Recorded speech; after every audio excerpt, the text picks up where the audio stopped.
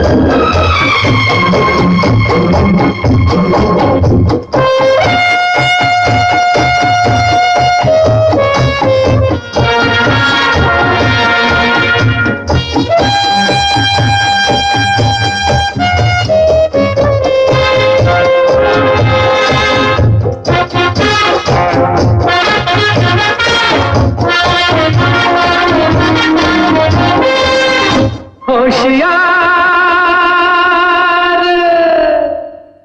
होशियार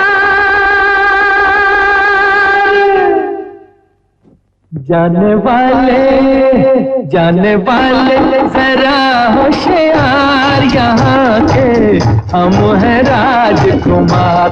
ओए होए आगे पीछे हमारी सरकार यहाँ के हम हैं राजकुमार जाने वाले।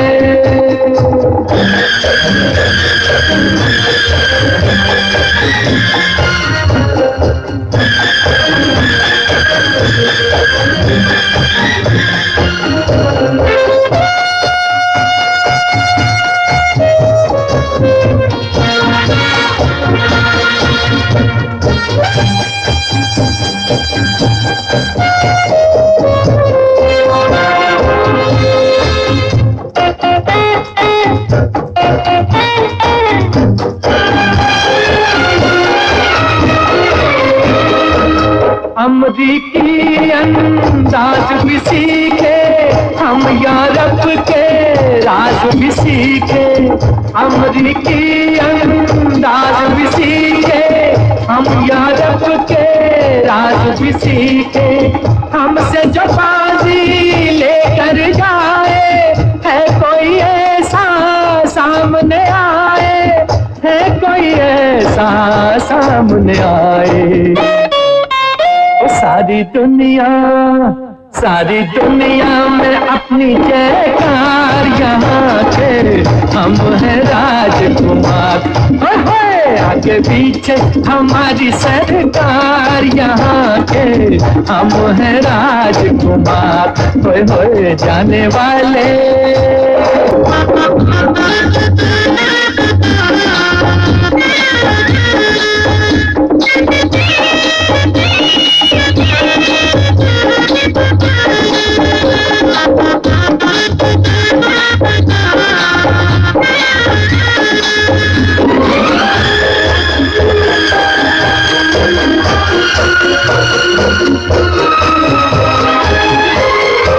दर्द सा अपने दिल में जो पाया जान गए हम किसने बुलाया। दर्द सा अपने दिल में जो पाया जान गए हम किसने बुलाया। उनसे ही मिलने झूम के निकले ठाठ से निकले धूम से निकले ठाठ से निकले धूम से निकले। उनको भी है हमारा इंतजार यहाँ के हम हैं राजकुमार। जाने वाले जरा होशियार यहाँ के हम हैं राजकुमार। होए होए आगे पीछे हमारी सरकार यहाँ के हम हैं राजकुमार। हाय हाय जाने जन शिक्षा अधिकार मंत्री जिंदाबाद। हरियाणा सरकार की तानाशाही मुर्दाबाद मुर्दाबाद मुर्दाबाद। सरकार की तानाशाही मुर्दाबाद मुर्दाबाद मुर्दाबाद। संघर्षशील साथी जिंदाबाद जिंदाबाद जिंदाबाद। संघर्षशील साथी जिंदाबाद जिंदाबाद जिंदाबाद। संघर्ष के आगे हरियाणा सरकार हार गई हार गई हार गई। संघर्ष के आगे हरियाणा सरकार हार गई हार गई हार गई। इनकलाब जिंदाबाद जिंदाबाद जिंदाबाद। संघर्षशील साथी जिंदाबाद जिंदाबाद। बताइए वो फोटो सामने थोड़ी देर मुर्दाबाद मुर्दाबाद मुर्दाबाद। इनकलाब जिंदाबाद जिंदाबाद जिंदाबाद। चलो चलो।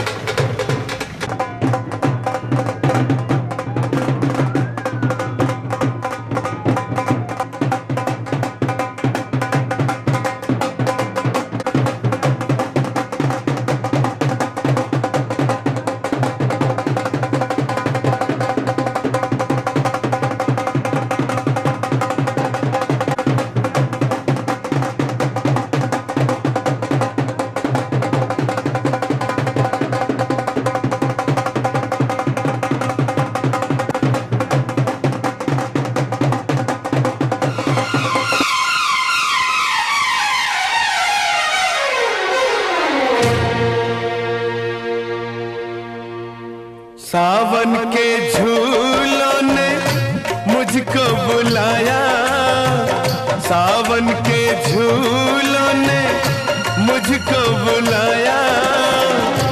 मैं परदेसी घर वापस आया। कांटों ने फूलों ने मुझको बुलाया, कांटों ने फूलों ने मुझको बुलाया। मैं परदेसी घर वापस आया।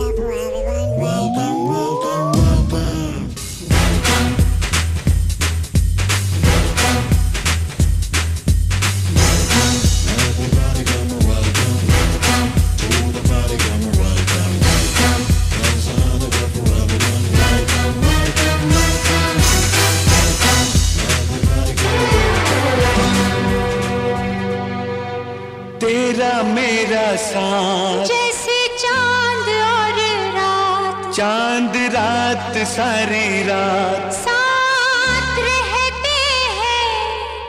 ओ प्यार इसी को कहते हैं।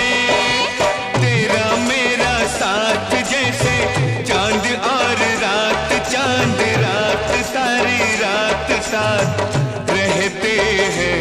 ओ प्यार इसी को कहते हैं।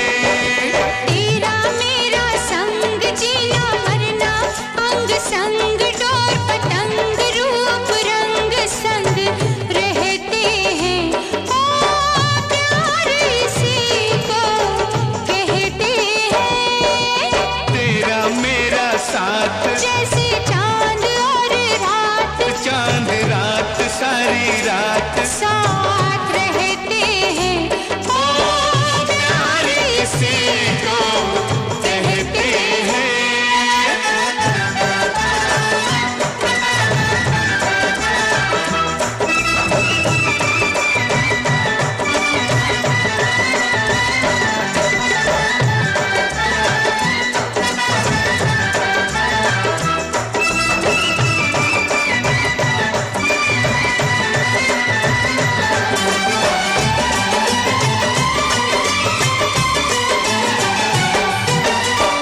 अमर अटल है प्यार ये अपना, अपना मिलन एक सुंदर सपना। अमर अटल है प्यार ये अपना, अपना मिलन एक सुंदर सपना। दो नैनों की डोली, दो नैनों की डोली सार मारो की बारात। तेरा मेरा साथ जैसे चांद और रात, चांद रात सारी रात साथ